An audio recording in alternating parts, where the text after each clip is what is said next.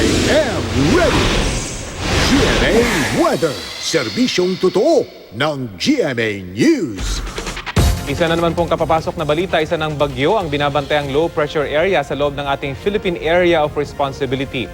Ang Tropical Depression Karina, namataan ng pag-asa ang sentro nito sa layong 195 kilometers sa silangan ng Borongan City, Eastern Samar, dakong alas 10 nitong umaga. Taglay po ng bagyo ang lakas na hanging umaabot sa 45 kilometers per hour malapit sa gitna at kumikilos pahilagang kanluran sa bilis na 11 kilometers per hour. Sa wind forecast ng Metro Weather, magpapaulan ng bagyong Karina sa Eastern Visayas, Bicol Region at Caraga. Simula bukas, aasahan na ring lalakas ang habagat. Maging I am ready ang Luzon, Visayas at ilang pangpanig ng Mindanao sa masamang panahon.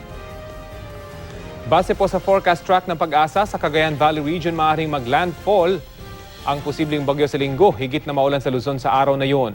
Manatiling tumutok sa GMA para po sa update.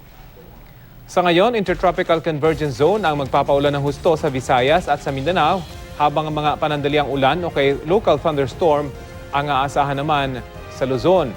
Pinapayuhan po ng pag-asa ang mga mangingisda sa pagpalaot sa eastern seaboard ng Luzon at Visayas dahil sa magiging katamtaman hanggang sa magiging maalon ang mga baybayin dyan.